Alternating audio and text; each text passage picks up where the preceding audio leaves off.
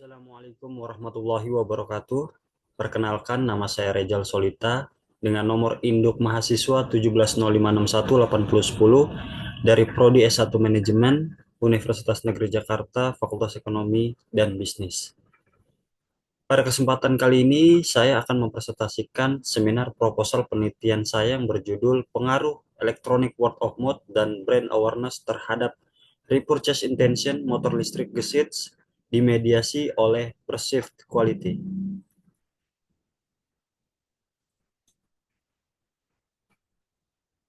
Latar belakang. Kita masuk ke bab 1. Pemanasan global menjadi isu terhadap kondisi alam di dunia. Adanya perubahan iklim akibat polusi yang membuat makin menipisnya atmosfer. Nah, transportasi menjadi salah satu penyumbang polusi udara di dunia ini. Bisa kita lihat dari data berikut di mana kota Jakarta merupakan salah satu kota dengan tingkat polusi udara tertinggi nomor 3 di dunia dengan status tidak sehat bagi kelompok sensitif menurut lembaga survei iCare. Itu artinya Indonesia, khususnya ibu kota Jakarta, sudah harus diperhatikan dengan baik gitu, bagaimana pengendalian dalam mengatasi isu pemanasan global yang bisa jadi akan berdampak buruk bagi kesehatan kita maupun juga buruk untuk kelompok bisnis di masa yang akan datang. Akibat makin banyaknya polusi udara yang dihasilkan oleh transportasi, perusahaan-perusahaan kendaraan bermotor roda 2 berlomba-lomba melakukan inovasi. Salah satunya adalah sepeda motor listrik. Adanya inovasi dan adopsi teknologi yang lebih ramah lingkungan ini dapat menjaga stabilitas iklim global. Pemerintah Indonesia sendiri berupaya mendorong masyarakat untuk beralih ke kendaraan listrik atau EV untuk transisi menuju ekonomi hijau dengan cara memberikan subsidi dalam pembelian sepeda motor listrik sebesar 7 juta rupiah, menghapus PPNBM, dan insentif lainnya. Mengapa penelitian ini concern terhadap objek sepeda motor listrik? Ya dikarenakan sepeda motor itu menjadi salah satu, bukan salah satu, menjadi populasi terbanyak kendaraan yang ada di Indonesia dibandingkan dengan kendaraan lainnya, yaitu sebesar 137,3 juta unit berdasarkan sumber dari Korlantas Polri.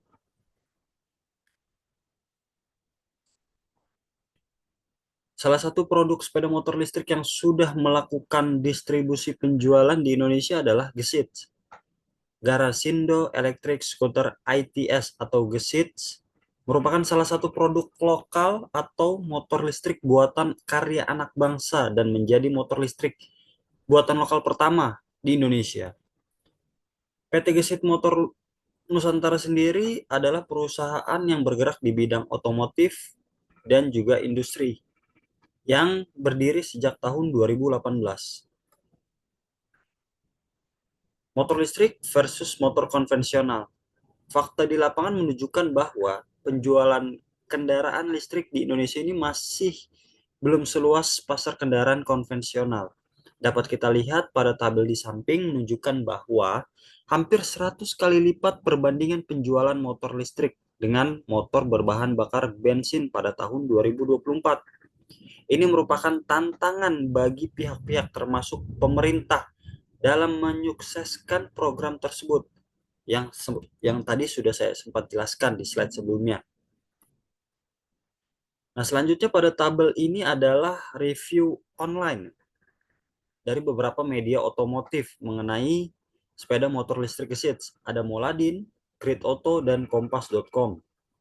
Intinya kesimpulan dari tabel ini dapat kita ambil kesimpulan adalah di balik kelebihan yang dimiliki oleh sepeda motor listrik Gesit seperti ramah lingkungan, fiturnya modern, biaya tempuh yang murah dan lain sebagainya. Namun motor listrik Gesit juga masih banyak kekurangannya. Antara lain ukurannya yang terbilang kecil, jarak tempuh terbatas dalam sekali jalan dengan kondisi bahan baterai penuh, hingga ketersediaannya stasiun pengisian baterai yang belum merata di Indonesia. Hal ini mengakibatkan konsumen berpikir dua kali dalam memilih motor listrik. Dari kesenjangan inilah menjadi relevan untuk diteliti mengingat pentingnya ulasan elektronik word of mouth perihal sepeda motor listrik gesit yang cenderung masih banyak kekurangannya, serta masih banyak masyarakat Indonesia khususnya Jakarta yang belum mengenal apa sih itu motor listrik merek gesit sebagai motor produk lokal, sehingga masih terbatasnya pengetahuan tentang kualitas yang dirasakan atau persepsi kualitas dari motor listrik itu sendiri. Berdasarkan latar belakang yang telah dijelaskan, maka rumusan masalahnya adalah sebagai berikut. Yang pertama, apakah IWOM berpengaruh terhadap persepsi kualitas motor listrik gesit? Yang kedua, apakah kesadaran merek berpengaruh terhadap persepsi kualitas motor listrik gesit?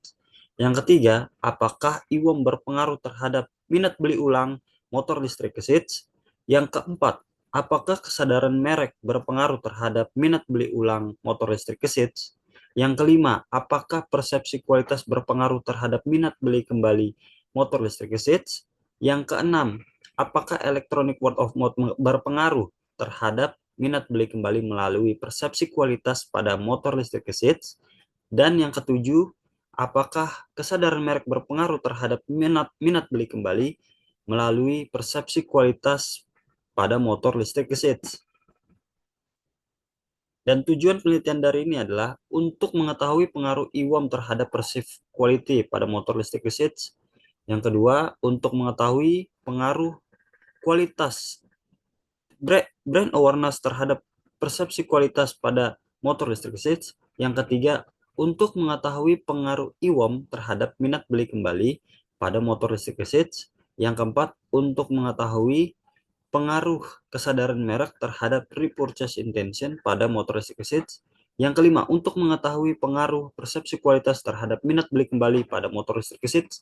Yang keenam, untuk mengetahui pengaruh IWOM terhadap minat beli kembali melalui persepsi kualitas motor listrik gesit.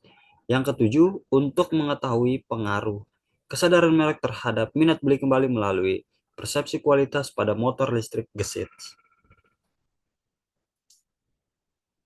Pada proposal yang ingin saya teliti berdasarkan kajian yang telah saya telusuri hingga akhirnya terpilih 4 variabel yang dianggap dapat untuk dicermati.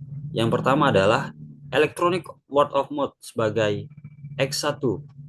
Jadi IWOM ini adalah bentuk komunikasi dari konsumen ke konsumen atau komunikasi mulut ke mulut secara elektronik mengenai produk atau jasa yang dilakukan secara elektronik seperti melalui media sosial, online, atau forum digital lainnya. Yang kemudian ada brand awareness atau kesadaran merek, itu sebagai X2, yaitu kemampuan seseorang dalam mengingat suatu merek dengan detail, dengan maksud tujuan melakukan pembelian. Kemudian perceived quality atau persepsi kualitas, yaitu persepsi konsumen yang terhadap keseluruhan kualitas atau keunggulan suatu produk atau jasa berdasarkan penilaian subjektif mereka, bukan hanya karakteristik objektif produk. Dan yang terakhir ada repurchase intention, niat atau keinginan konsumen untuk melakukan pembelian ulang terhadap produk atau merek yang sama.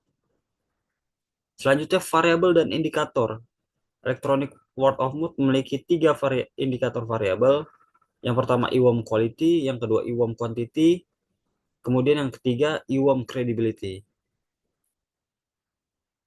Kemudian brand awareness. Brand awareness ini ada 4 indikator. Yang pertama ada unaware brands, brand recognition, 3 brand recall, dan yang keempat top of mind. Kemudian perceived quality sebagai variabel Y, yaitu memiliki 5 indikator variabel. Yang pertama performance atau performa, yang kedua fitur, ketiga reliability, yang keempat durability, dan yang kelima design atau aesthetic. Dan yang terakhir adalah repurchase intention yang memiliki 4 indikator. Yang pertama willingness to repurchase, brand preference, continuous information search, dan yang keempat atau yang terakhir repeat purchase behavior.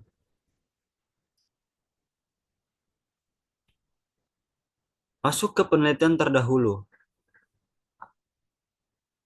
Berikut adalah keempat dari penelitian terdahulu dari 15 yang pernah saya cari di jurnal online.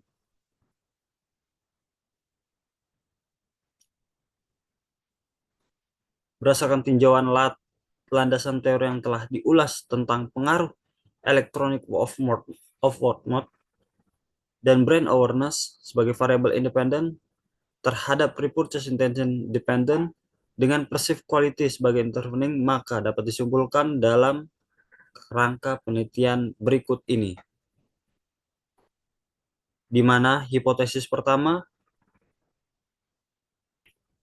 Iwong berpengaruh positif terhadap perceived quality motor listrik seats. Yang hipotesis kedua, brand awareness berpengaruh terhadap perceived quality motor listrik seats. Yang ketiga, Iwong berpengaruh positif terhadap repurchase intention motor listrik seats. Yang keempat, brand awareness berpengaruh positif terhadap repurchase intention motor listrik seats. Yang hipotesis 5, perceived quality berpengaruh positif terhadap repurchase intention motor listrik seats. Hipotesis 6, Iwam berpengaruh positif terhadap repurchase intention yang dimediasi oleh perceived quality motor listrik seats. Hipotesis 7, brand awareness berpengaruh positif terhadap repurchase intention yang dimediasi oleh perceived quality motor listrik seats.